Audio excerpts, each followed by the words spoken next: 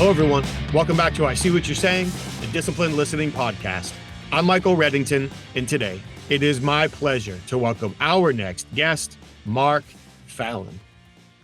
To set some context on Mark's background and career, before we get into our in-depth conversation on interview and interrogation and obtaining the truth with legally, morally, and ethically based means, it really is important to set the stage with understanding pieces of his background. So we will start with the fact that he's currently the director of Club Fed, where he works hard to advance science-based interview and interrogation techniques. As we begin to work backwards, he has served as a consultant on interrogation for the Department of Defense, on the advisory council for the Center of Ethics and Rule of Law at the University of Pennsylvania. He was on the steering committee of experts that oversaw the development of the Mendez Principles for Effective Interviewing.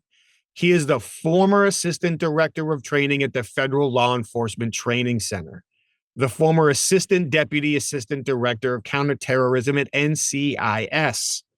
Following the September 11th attacks, he was appointed special agent in charge of the Pentagon Task Force, established to bring terrorists to justice before military commissions. Beyond all of that, Mark is the author of Unjustifiable Means, the inside story of how the CIA, Pentagon, and U.S. government conspired to torture. He is also a co-editor of Interrogation in Torture, Integrating Efficacy with Law and Morality, and the co-editor of Interviewing and Interrogation, a review of research and practice since World War II. And that's just a piece of his background as it relates to interview and interrogation and obtaining the truth.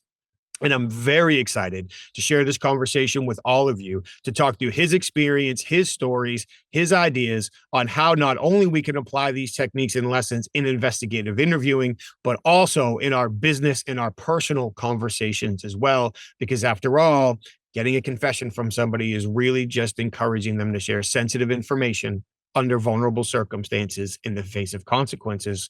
And we do that every day. So as we look at just a few of the topics that we are going to cover today with Mark, he is going to get into the true and negative impacts of torture in ways that hopefully make some of us kind of stop and think that through for a few moments.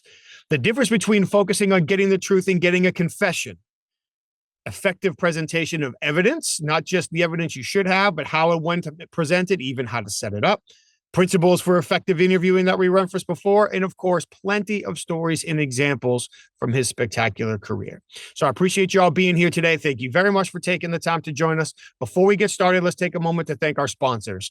First, we have HumanTell. If you haven't already, please head over to humantell.com and enter the code INQUASIVE25 to get 25% off their best-in-class online self-paced training to recognize when people's emotions are shifting through their facial expressions and non-verbal communication. I highly recommend it. I've done it all myself. Check it out at humantell.com. You can also read all of their articles, blogs, check their research. It's all there for you. For the professional interviewers, head over to certifiedinterviewer.com. That's where you can learn more about joining the International Association of Interviewers, either as an individual or a team. What are the resources available, the networking opportunities, the online and in-person education opportunities, so much more. That's also where you can get your questions answered on the Certified Forensic Interviewer designation. What does it take to qualify? How do you pass the exam? How do you maintain the designation? What could it mean for you and your career? All of that and more at certifiedinterviewer.com. And while you're online, please head over to inquasive.com. That's where you can learn more about the programs that our clients ask us to customize for their senior leaders, sales teams, and HR teams to teach them how to apply the strategic and ethical observation and persuasion techniques necessary to obtain the everyday confessions. All of that and more at inquasive.com. We really appreciate you being here today. Thank you so much. So much to learn from Mark. So without further ado, I introduce to you, Mark Fallon. Good morning, Mark. It is great to see you. How are you today? Good morning. I'm doing well.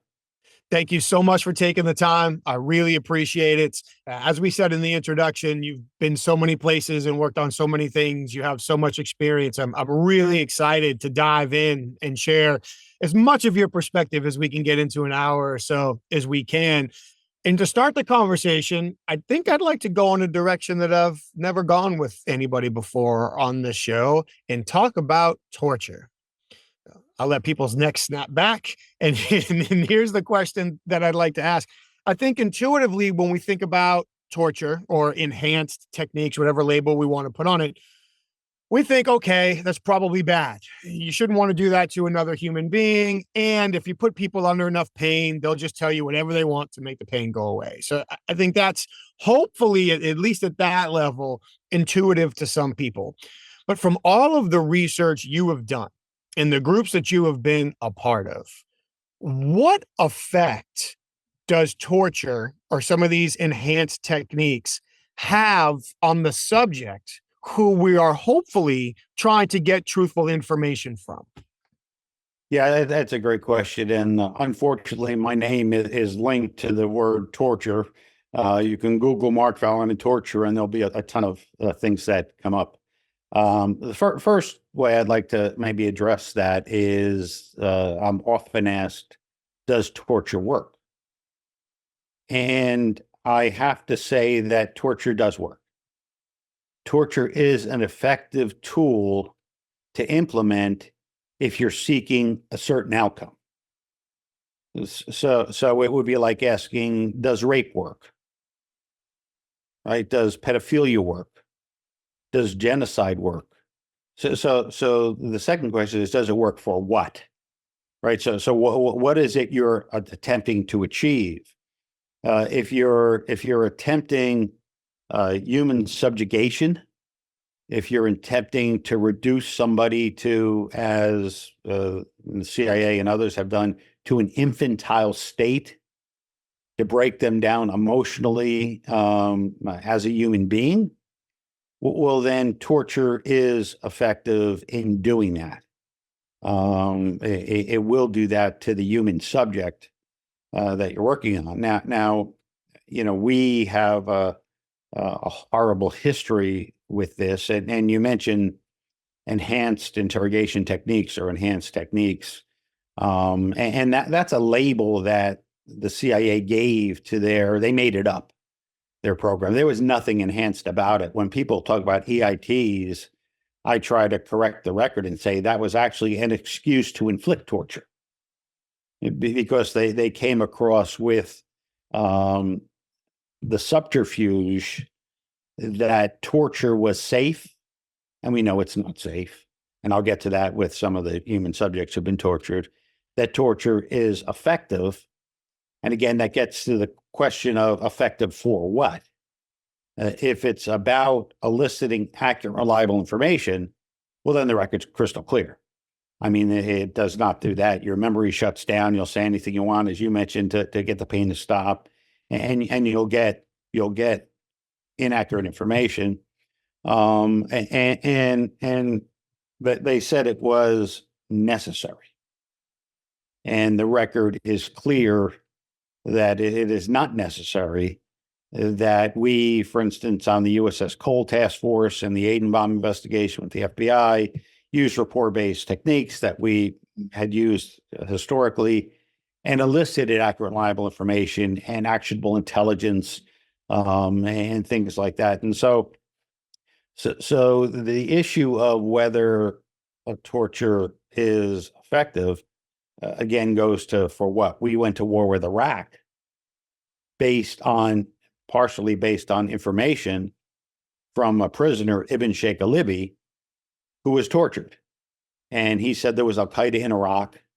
And people who've worked terrorism cases in the past, like myself, who started with the Blind Sheikh in the 90s and the First World Trade Center attack, worked with the Joint Terrorism Task Force in New York City. We looked at that information and said, it is nonsensical, right? It is nonsensical that there's some allegiance between Saddam Hussein and Osama bin Laden. It wasn't tracking with, we knew from the historical record, it wasn't tracking from all of the interviews and interrogations we were already doing, not just in the Cole investigation, but post 9/11. As you noted in your introduction, I was the chief investigator for Al-Qaeda for military commissions right after 9/11, when President Bush decided to use military commissions and his authority under Article 2 of the Constitution, the military, rather than in Article 3, the federal district courts. And so we had, I think, the 2.5 years I was the special agent in charge of the task force, I think my staff estimated that we conducted probably about 10,000 interviews or interrogations around the world. It was a global task force. We had people in, not just, people look at Guantanamo as a task force, but that's where the prisoners were. We were in Afghanistan, we were in Iraq, we were traveling globally to make cases, trying to make cases for these military commissions. And so what we know from the record was Ibn Sheikh Alibi says it was Al-Qaeda in Iraq. And while it made no sense, that information was used for policy decisions before the UN by Colin Powell to try to get a coalition to try to support a war with Iraq and to incite the American public that somehow Iraq was behind 9/11, which was nonsensical to start with. But so they used that to beat the drums for war. And we did go to war with Iraq. And frankly, we lost that war, right? Just like in Afghanistan, we didn't win that war either. We lost a lot of American lives. Blood was shed over this. And so the core issue central to what we're talking about is that the product of torture, while was effective tactically to get people to go to war, strategically look at the outcome of this. Look at what has happened from that, and look at the hundreds of thousands of Iraqis who died, and the American soldiers and sailors, airmen, and marine who died in this war. And so when people talk about is torture effective for getting reliable information, it's not just ineffective; it's counterproductive. Right. So it's not that it's not just going to get you bad inaccurate information. It's going to get you information to make uninformed decisions. Because as I look back at my career, and I started as a police constable in 1976 in Old Lyme, Connecticut, walking a beat. So almost 45 years in this business. What I've recognized is that as an investigator, as someone asking questions, whether you're a detective, a special agent in the private sector, what your real goal is to be able to get information so informed decisions can be made, right? And that can be an informed decision to yourself about what direction you want to take your case in, an informed decision by your boss or supervisor, by, in my case with NCIS, a general in the Marines or an admiral in the Navy, or some staff judge advocate, or assistant U.S. attorney or local district attorney, but so that some informed decision could be made based on the known information. And that gets back into this effectiveness argument or debate. I can't even really call it that because I don't think there is a debate for people who know what really happens, is the fact that when you torture, back to your question, not only is it inaccurate, unreliable, but you have now, for lack of a better term, ruined that person. Post-traumatic stress, the long-term effect of that has significant consequences, not just on the person tortured, and that's horrible and bad enough, but on the system, on the process, on the thoughts that we live in a just world, right? From a country, the United States, that was founded upon basic fundamental human rights. So the fact that you would do that causes long-term significant consequences on a system, on the administration of justice, right? On this process that we hold so dear, the rule of law, that we shed blood for, right? To protect and defend this Constitution that talks about these inalienable rights. And so that's the heart of the matter is, go back to the USS Cole suspects or the 9/11 suspects. They remain at Guantanamo now, still in pretrial hearings. Let me say that again, pretrial hearings. Now, more than 20 years after these attacks, they have not yet been brought to justice for the crimes that we suspect and accuse them of because of torture. The bottom line here is, and there's a lot of debate, and I'm sure there will be with the upcoming election, about Guantanamo and the 9/11 suspects, and never forget. I hear that every September 11th, never forget. And the rest of the year, everyone forgets. They like the moniker, they like the hashtag on social media, but few have delved into the depths of what that actually really means, particularly with this Guantanamo, for lack of a better term, gulag archipelago, that is the residue of dark prisons and black sites, where of the 30 people remaining at Guantanamo, I think there's only 10 going through any type of trial. So you still have prisoners at Guantanamo who remain in indefinite detention without trial, not because of what they did to us, but because of what we did to them. And so when you try to talk about the rule of law, and you try to look at what's going on globally, and the U.S. as an example of the shining city on the hill of what other countries should emulate and seek to be like, it's not that, right? It's not that. And the other problem, again, from a system of justice with the Guantanamo process, is with torture or prisoner abuse. There is a family of interrogational abuses at play. Some of them may not meet the actual legal definition of torture, but they meet the definition of prisoner abuse and human rights violations and other things.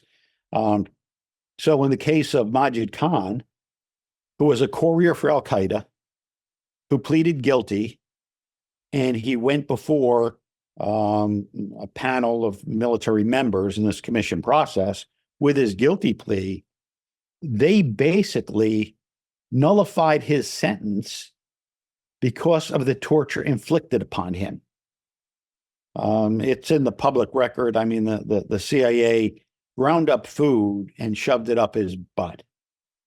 Okay, and so when the military members on that jury or panel heard her testimony about his treatment, they basically gave him time served.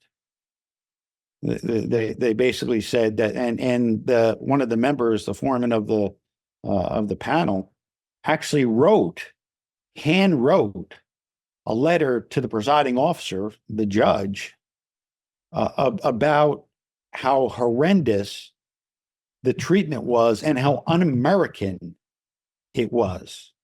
And so that's the victim, others looking at this victimization of this person tortured and saying that we're going to nullify the sentence on this person because of the acts committed upon him.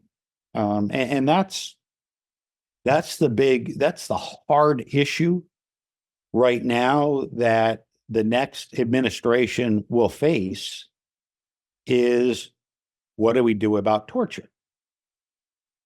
Because we've had President Bush who sanctioned torture, but he did it never thinking anyone would find out about it, right? This was supposed to be this super secret program done in the CIA that only certain people read into this program in the CIA were going to know about it. And these people were going to be taken away and no one would hear from them again.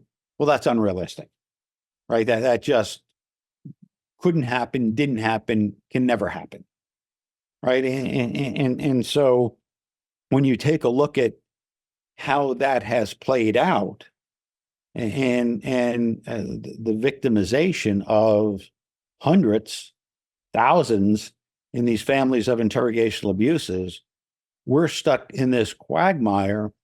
And while President Bush sanctioned torture, President Obama gave it sanctuary with his policies of impunity, where he said, we're going to look forward, not backwards at what we did, but let's forget about all those things. And I think it was naive. He said that during his campaign. He didn't realize the extent of the torture program. He doesn't realize how it permeated agencies within the government.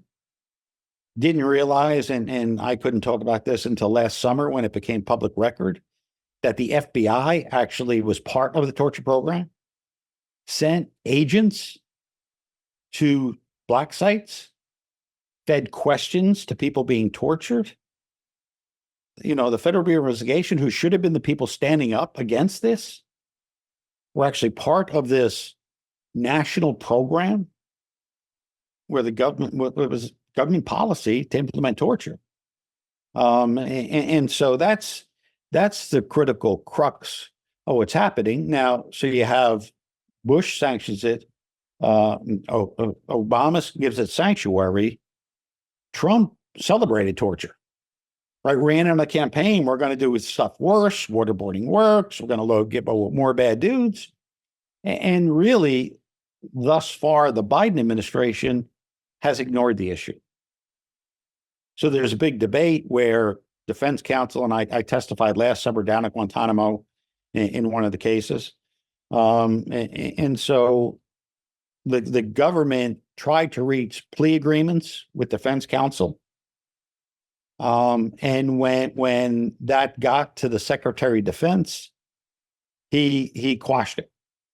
He put a stop to it, which, having worked as an investigator for NCIS, and knowing what the military commission rules are, that is going to be argued as unlawful command influence, where you had someone outside the judicial process exerting unlawful influence on that process. And so that's the issue with plea agreements. And there's a lot of debate whether these people should go instead to federal district court, as in my view, they should have to start with. Right? The FBI had a great history working terrorism cases.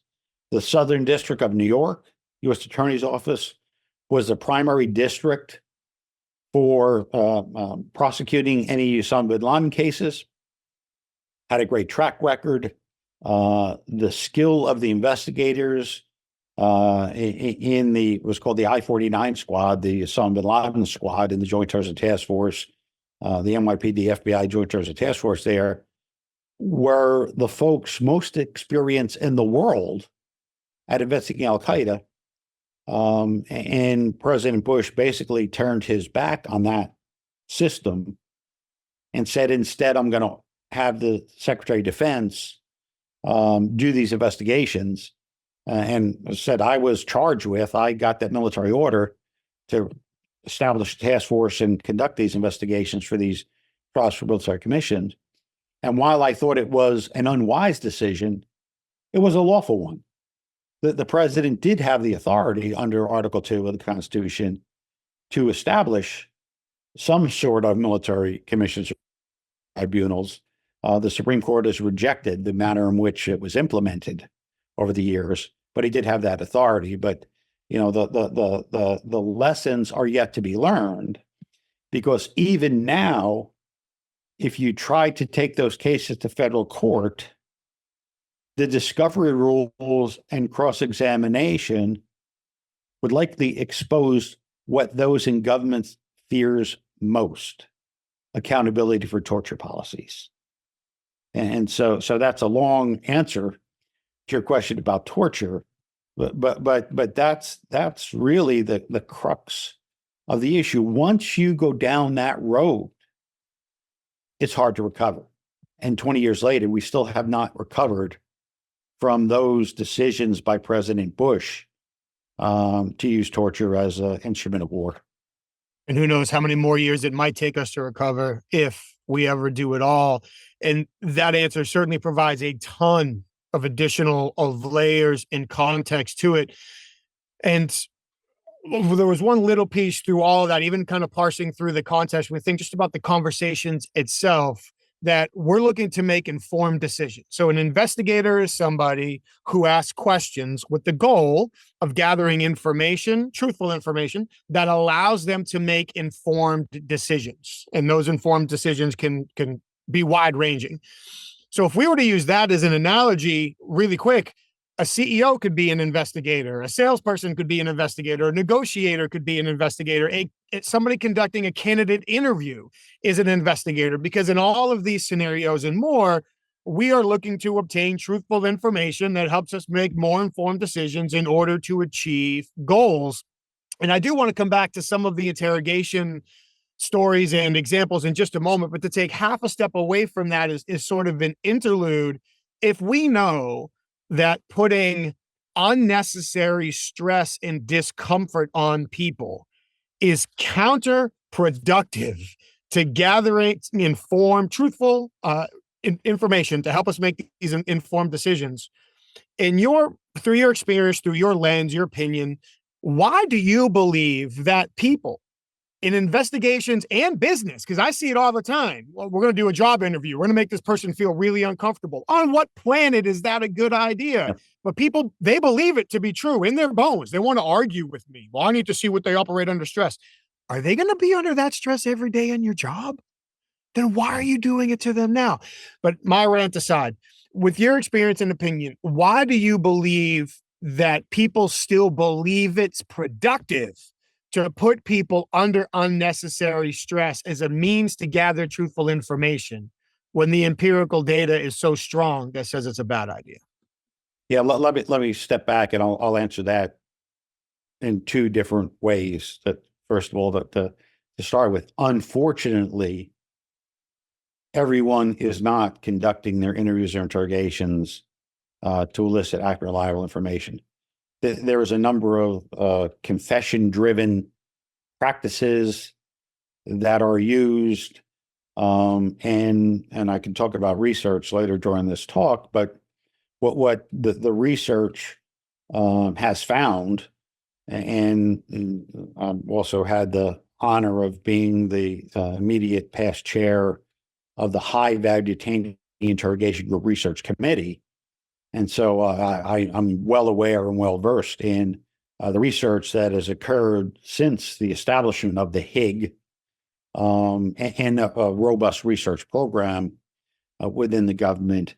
But the problem is that these confession-driven tactics are effective at eliciting confessions from the guilty people. Unfortunately, they're also effective at getting confessions from the innocent people. So if your goal is a confession, those type of high pressure situations, and I do expert reviews now, I do that as a living.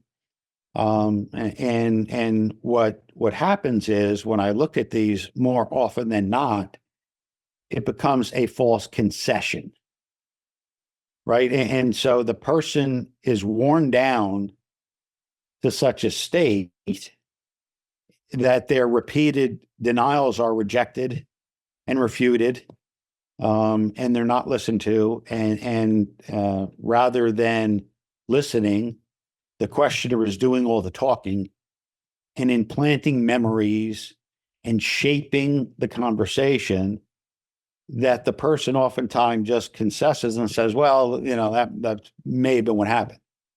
And then it stops, right? I've got my confession from him or her. I'm going to close this out. I'm not going to allow them now to recant that, because that's counterproductive to my objective, is the confession. And then it gets to a prosecutor, and what do they want? A confession. And so they get that. And the person, and I've worked with a number of exonerees and given talks with them and have a lot of private conversations with them about what it was like being victimized by the police and being put in prison for a crime you didn't commit, and talk to them about, how was it you falsely confessed to a crime you didn't commit? Because I was taught, and I believed, and I taught others that an innocent person wouldn't confess to a crime they didn't commit, because I was taught that, and I believe that, and I was so wrong. We were so wrong in that belief, but intuitively, that's what you would think, right? And I have some of my neighbors where I live talk about, well, if you tortured me, I tell you whatever you wanted to know. I said, I know, that's exactly the point, right? It's not what I want to know, it's what you know. And so that's one of the pieces of research. But you talk about in the business community. I do some training in this, and I don't do it, market it, and don't do it widespread, but I do it for selected clients when asked. But I do a course called The Tradecraft of Effective Interviewing. So it's not just about interrogation, it's about what the research tells us. And I mentioned the Hague, and one of the lessons learned post 9/11, based on the bad information we're getting, still under President Bush, recognizing the amount of flawed decisions that were made based on bad information, he directed the Office of Director of National Intelligence, the ODNI, to conduct a study of why this was happening. Why was it that in this day and age, 2001, 2, 3, we were conducting interrogations and getting all this bad information? How is that possible when we've spent millions of dollars on training soldiers in the Army Field Manual on interrogation? And why is it we were getting all this bad information? And a study was conducted, and they visited, this study group visited me at FLETC. I went to the FBI Academy, and Boston Police Department went around. And what they found was that it had been 50 years, 50 years, since the US government had invested any research into why someone would give me, a guy like me or like you, accurate, reliable information when we talk to them. So our methodologies were based on customary learning. And I wrote a piece in Police Chief Magazine a few years back called Untruths and Consequences, where I talked about this, where someone would come in and tell a war story, and I'll talk about how I did this case and how this worked for me. And then I'm going to expect you to replicate that, even though your circumstances are different and everything's different. But this worked for me, kid. So this ought to work for you, because I got this plaque on the wall that says that I was good at this, right? And that's a fallacy. So this study produced a report in 2006 called Educing, not inducing, but educing information. And that's what found that it had been this 50 years. And so when President Obama took office and decided to establish this multi-agency task force called the Hague, with a director from the FBI, one deputy director from the CIA, and another deputy director from the Department of Defense, because President Obama said when he issued his executive order, 13491, in his first few days in office, who said, we will not torture anymore, but we do need to know the most effective means at obtaining information to protect our national security. Right? This is critical for our country, right? It's critical to public safety that we do this right. And so today, I'm pleased to say today that we went from almost none to over 150 government-funded research projects into effective interviewing. And that has resulted in more than 225 peer-reviewed publications about this. And so now we know what is effective. And that has resulted in a sea change amongst many federal agencies. My former agency, the Federal Law Enforcement Training Center, where I was the assistant director for training, has totally revamped their training program for federal agents. Their behavioral science division now only uses research-based methodologies in their training. And when I was the assistant director there, we did not. We were still using confession-driven methodologies to try to train our federal agents to get confessions. They do no more. All right. When I was the director of the NCS Training Academy, we were not using science to determine how we should do our training. We were using this customary learning where I was one of the people who said, hey, based on all these interrogations that we did post 9/11, one thing I know that developing themes does not work, right? And so forget about any of that stuff. We're going to develop a new methodology. We're going to stop training that stuff because I knew these rapport-based methods worked. We were going to try to do that based on our experience that rapport works. Well, now we have research that has actually validated those experiences. And so that's the nice part about the research, because for me, I'm now called a pracademic because I'm a practitioner and I have a foot in academia. I did 3 years as a visiting scholar at John Jay College for Criminal Justice, looking at interrogation specifically, and of course, all my time with the Hague Research Committee and other groups. What I've learned from the research is it is validated why some of the things that I thought were effective. Right. So now I understand why when I did this was an outcome. It's also taught me that some of the things I did were not as effective as I thought they were. And that there's some things I did I should never, ever do again because they're either ineffective or counterproductive. And so when people now start to embrace this research and then incorporate it into their training program, you're going to see a major shift in the effectiveness of effective interviewing.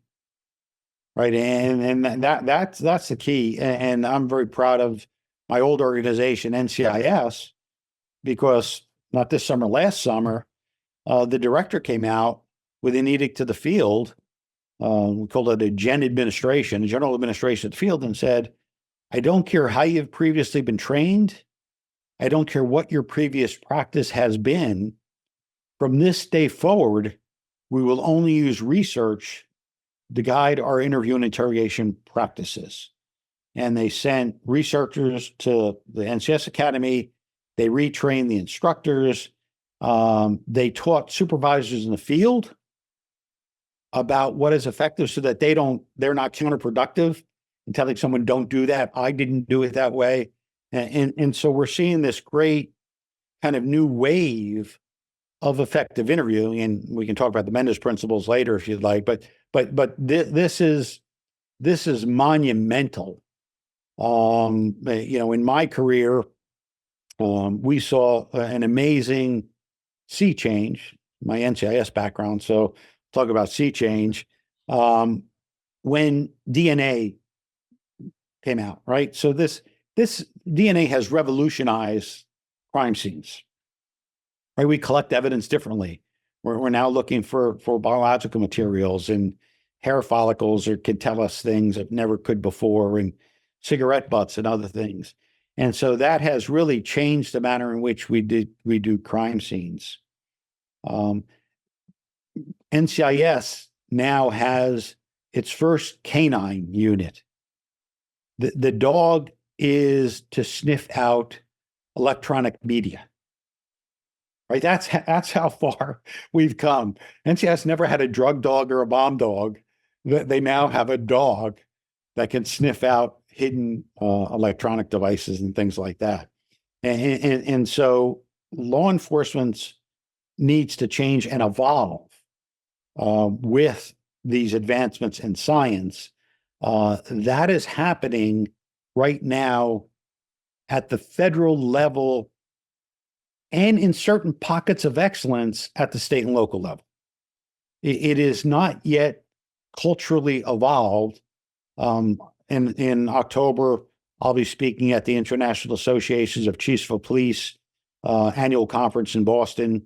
I'm the past chair of the Impact section, which is the International Managers of Police Academy and College Training, and I'm a member of the PRAS section, Police Research Advancement section, and there's going to be a research symposium at the ICP for those interested in evidence-based policing, and I'm going to give a talk about these advancements in interrogation research and practice, with the hope that it will start to filter down to the state and local level. Now, LAPD has morphed their practices. There's some great work going on in California.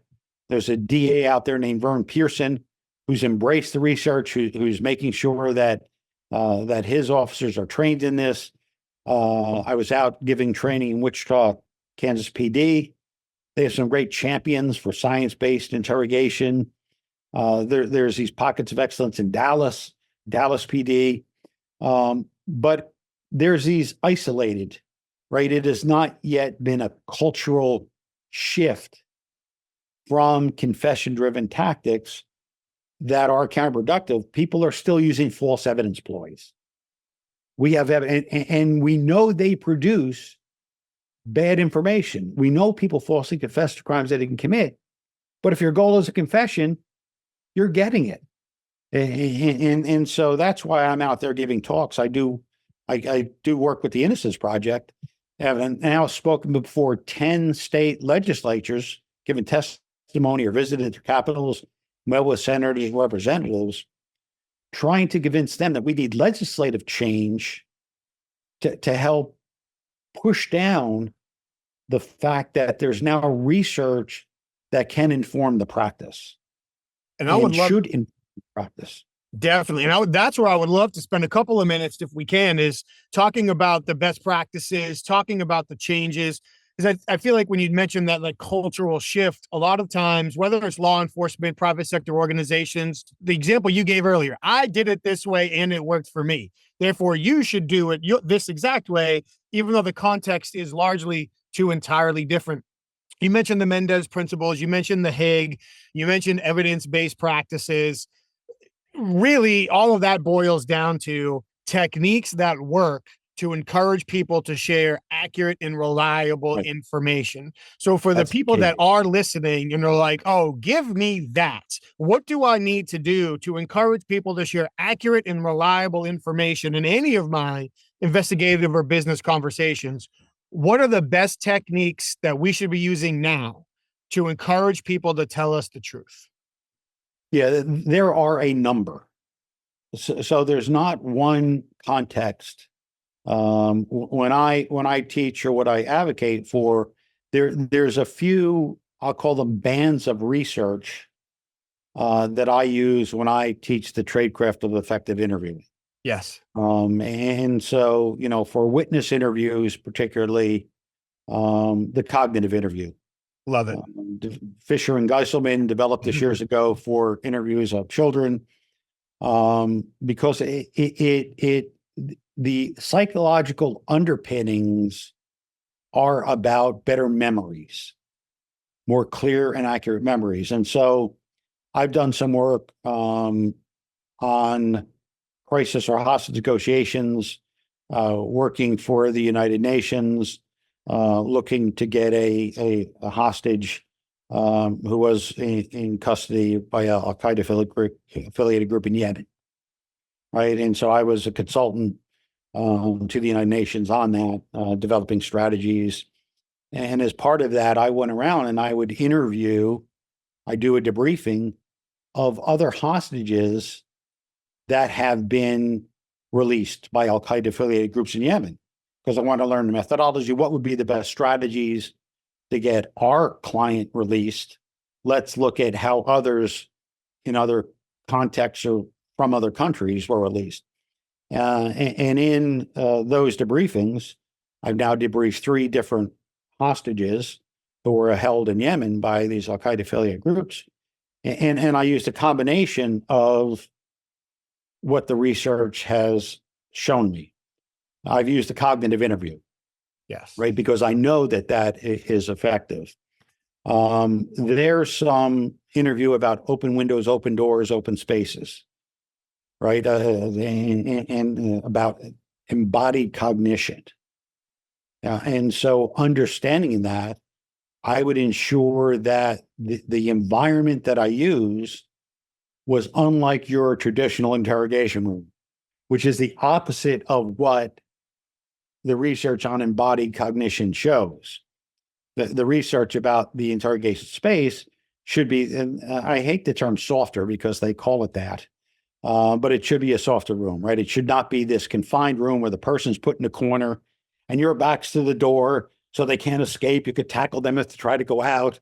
And that just adds the pressure and amps up the pressure, which degrades memory and hurts the process. So there are a few. The strategic use of evidence. Yes. Right. This is Dr. Murray Hartwinkle at John Jay was one of those who pioneered that research. It was sometimes called the funnel approach, where you start out, and there's a lot of misconceptions about that because of the early research that talks about the presentation of evidence. People sometimes, the uninformed or misinformed, talk about it's about late presentation of evidence. Well, sometimes, but it's about strategic presentation of evidence.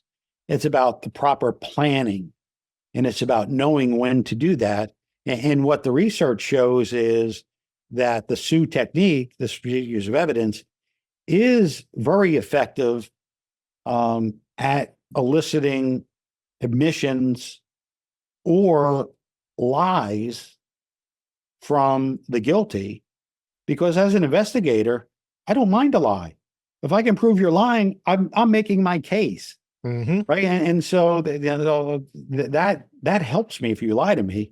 Actually, I like when you lie to me, because the best method of detecting deception is a known or checkable fact. So if I'm using the strategic use of evidence, so the psychological underpinnings of that are about counterinterrogation strategies, right? And so what the research does is looks at almost like game theory, right? What would be your counterinterrogation strategy, and I'm going to outplay you. I'm going to counter that. So that's the psychological underpinnings of that. And what that allows you to do, which is the great part, is exonerate the innocent, right? And so that's key. There's Orbit, all right? It's about rapport-based interviewing at the University of Liverpool up there, and Lawrence Allison, Emily Allison, and that crew up there have done that. He wrote the book Orbit. I wrote the forward to the book Orbit for Lawrence, and I teach about Orbit. And that's about rapport, but it really gets into kind of the dynamics of the inner person. So because your goal is to get information.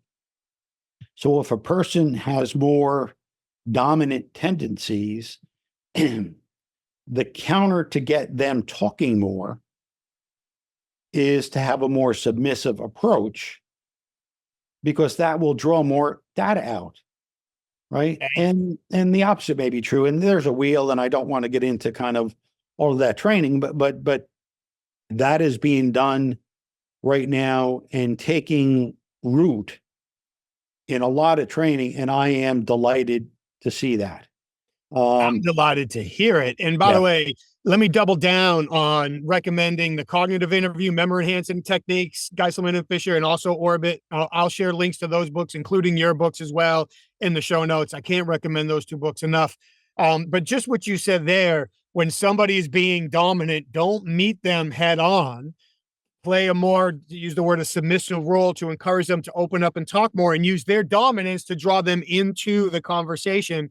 I can't tell you how many times, either in investigative roles or now more in executive resource roles, where I hear people saying, well, this person's going to be a bully. They're going to be dominant. They're going to be arrogant. So I'm going to beat them to it. I'm going to meet them there. I'm going to show them I won't be pushed around. Have fun getting nothing. Yep. They're the ones with the information. We need to obtain it. So I know I cut you off there. I apologize, but that's such an important little piece to call out that, again, is counterintuitive. You don't get information in so many of these circumstances, truthful, actionable, to help us make informed decisions. You don't get that by bullying people, by stressing people out, by painting them in corners. One of my favorite interrogations was when I got called by a police department who was having trouble with the serial burglary scenario, and they thought they had the right person, but they couldn't get her over the line. They couldn't get her to say yes. I show up into your stereotypical interrogation room with the Law and Order mirror in the background, the whole thing. And they had the table set up. So she would be in the corner. I'd be across the table in front of her. She'd be facing the mirror. I'd be blocking the door. I walked in. I'm like, hey, I need 5 minutes. I rearranged the whole room. I got rid of the table. I put it underneath the mirror. I put myself in the corner. I put her sitting closest to the door, do all these things. And by the way, one guy is screaming at me for how I'm wrong. I don't know what I'm doing, all this stuff. By the end of the ensuing interview, we find out it's not her, it's her daughter. They were on the right block. They had the wrong person. So all of these things are so important. With the few minutes that we've got left, we've been kind of approaching the best practices piece, what you've learned from the research and the Higg and all these things. But let's flip it once back, maybe try to come full circle. In the beginning, we looked at the awful things that torture does to people. Now, can we look a little bit about what the rapport-based techniques do for people? We help them save face, protect their self-image, have some agency, some ownership in the conversation, how that impacts people and helps us achieve our goals? Yeah, for sure. That's what's really encouraging right now. And, as you know, you're going to have a link up. I'm one of the co-editors of the new volume, the new book out, Interviewing Interrogation, a review of history and practice since World War II. And we go into all this. We go into this evolution and kind of where we're at today, and the encouraging news. And I can't go into that detail without mentioning, as we mentioned before, the Mendes principles on effective interviewing, because this is now global. So there was a global movement going on. In 2016, Juan Mendez, the UN Special Rapporteur on Torture, was ending his tenure. And he had to give a thematic to the United Nations about the state of global policing when it comes to interviewing interrogation. And he had asked me, there were about 100 or 200 advisors he had to this thematic that he had to deliver. And I was one of those. I was very honored to be asked by Juan to help him as he was writing this thematic. And having known all about the research, what my contribution is that whatever we utilize needs to be based in science, right? That if there's some type of scientific grounding, the likelihood of success is better than if it's not, better than chance, better than luck, better than I did it this way with this person. You're going to get the same results. You do it differently with some other person, right? And so that resulted in 2017, I spoke at the General Assembly, United Nations in New York City, and a movement was started on the official term is the principles of effective interviewing. But the 3-entity coordinating group was established with the Anti-Torture Initiative at George Washington University, at Mercury University, George Washington Law School there, the Norwegian Center for Human Rights out in Oslo, Norway, and the Association for the Prevention of Torture out of Geneva. Well, they put together a 12-person group of experts to try to come up with a global standard, a universal standard. And I was honored to be among those 12 global experts, 12 or 15, I forget the number right now. I think it was 15. And we worked for 4 years. We had an advisory council of over 100 people from 50 countries. The past president of the International Association of Chiefs of Police was on our advisory council. But people from around the world, and we distilled down to 6 pillars, and you'll be able to have the link to the Mendes principles on the podcast. And on the volume I mentioned, one of the things we did was made sure it was available for free, right? Because that's one of the obstacles we found was, why don't police embrace research when we don't know the research? We don't have access to it, and it costs money. There's these paywalls. So the volume we wrote, we had a publisher who we made a deal with. We'll take no royalties. As a public service, we want to get this into the hands. So electronically, the digital copy is free. And your listeners and people who watch the show can have that. And that's the same with the Mendes principles. So we worked down for 4 years into the principles of effective interviewing. And there's 6 pillars, and it talks about training and how interviewing is a profession. Yes. It's not intuitive. Actually, sometimes it's counterintuitive, especially if you watch television shows or movies. Very counterintuitive to what scriptwriters think it ought to be. But basically, this distills down to 3 things.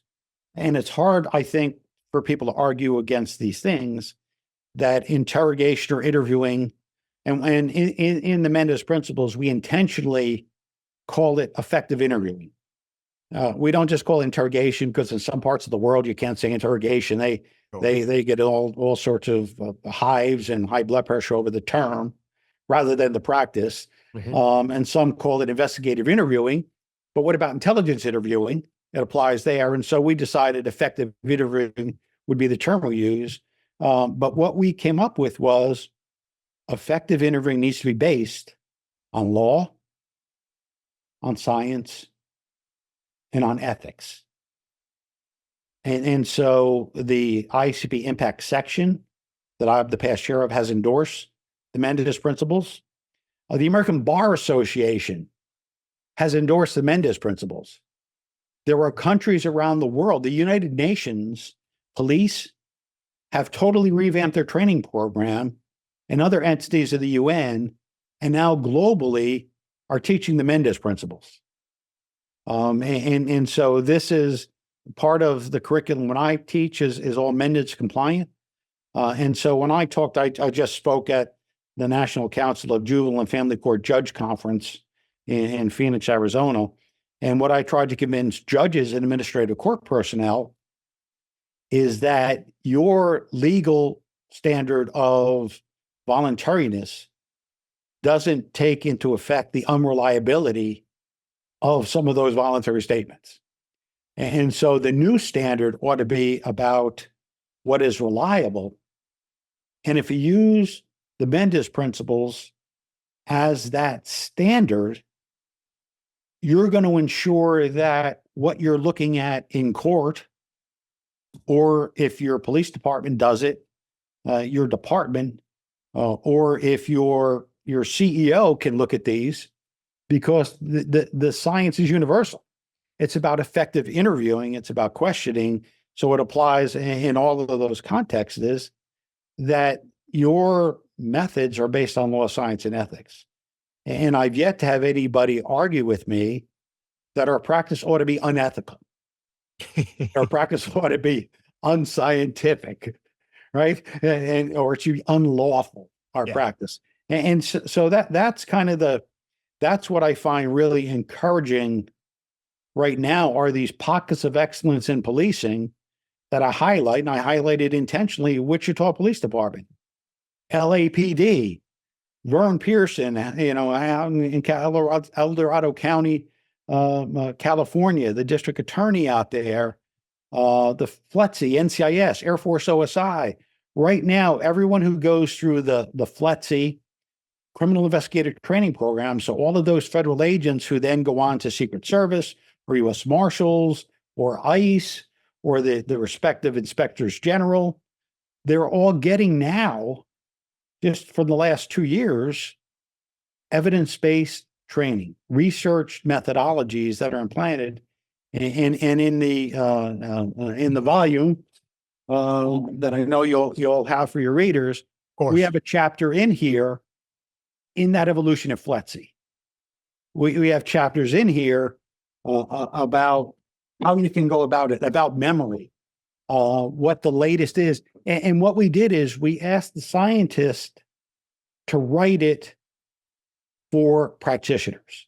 Very nice. Because I need an interpreter when I read some of these research projects. Me too. And so what we said is, actually the book is the result of a subcommittee when I was on the IACP Impact chair, is I said, why isn't this research getting out there? And the subcommittee said some of what I mentioned. Research costs money. People are operating in two different silos. Academics don't trust practitioners. Practitioners don't trust anybody who hasn't kicked the door and carried a gun, right? We have a different credibility level than they do. We don't care about their degrees, and academics don't care about our practice sometimes, not all the time. And so we went around the world and we selected more than 20 countries, 25, I forget how many different countries, but we have chapters written for practitioners that can help them evolve their practice. And I know we're getting to the end of our talk, but if I could just make one other point here. Of course. As a career law enforcement professional that still is involved in this field, it's troubling to see the problems we're having with recruitment and retention of officers right now. Certainly. I was really happy to see that just about 2 months ago, for the first time in years, the public has a more positive view of policing. And that had not been the case in the preceding years. And so whatever is being done out there now, whether it's additional scrutiny, whether it's cultural change, whether it's like we say in ICP, we need to reimagine policing. We need to police the way the public expects us to police, not expect the public to adapt to the way we want to police. But if we start embracing this research, it will help restore trust, community trust, right? Because we're not just treating suspects with false evidence, ploys, and lying. We're doing that to witnesses and victims, and even the suspect who didn't commit the crime that you've lied to. Now it goes back and says, the cops lied to me they claimed I did it. And so you talk about this degradation of trust.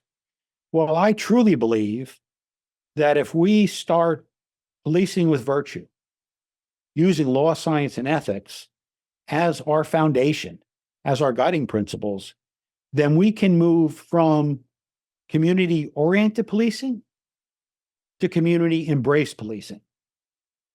And turn us back into the good guys again. A much needed evolution. And I don't say that as a slight to law enforcement, just looking at the dynamic world and conditions that we live in, the context changing on all sides at all times, working to keep pace with that will be so important. That's all we need to do. Yeah. No matter what anybody wants to say, we can't live, be healthy, function, and raise our families in a world without law enforcement. Right. You can't do it. Critical. That one conversation you had in high school about anarchy might have felt fun, but it doesn't work. Yep. Not for most of us anyway. You shared so much today and so much depth, context, reference. I've been taking notes. I'll have links to all of your books, including Unnecessary Means was the book you wrote. Unjustifiable Means. I don't think you mentioned. I'll make sure that's in there as well. I have no doubt that there's plenty of people that are saying, whoa, there's a lot there I didn't know, a lot I haven't heard about before. For the people who would like to connect with you and learn more from you and from your work, where should they go?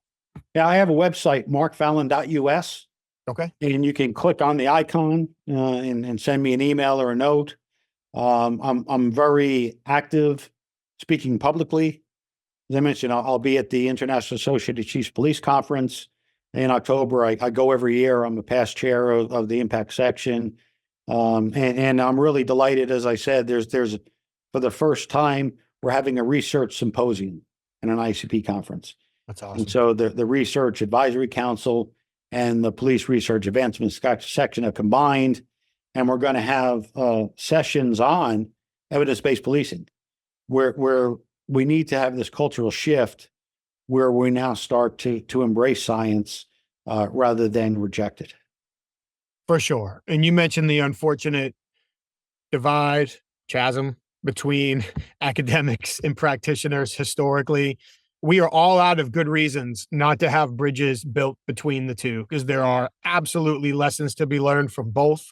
And the more we can apply the right science to the right areas, especially when it comes to gaining truthful and accurate information to make more informed decisions that keep all of us safe, it's, as you said earlier, it's really tough to argue against that.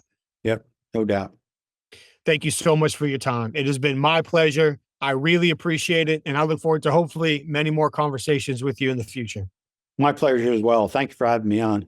You're very welcome. Thank you. Take care. Mark, thank you very much for an extremely insightful conversation. I appreciate all that you shared historically from your experience, what the research says, positive examples, negative examples, the opportunity to apply it inside and outside of the world of investigation.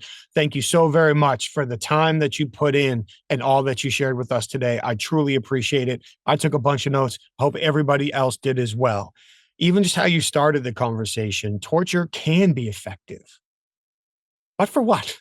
What is it really effective doing? And is it really effective doing the things that we need to do, getting us the right information, true and accurate information to make the best decisions? And the answer is very clear. It's not. I also like the distinction you made between a false concession and a false confession.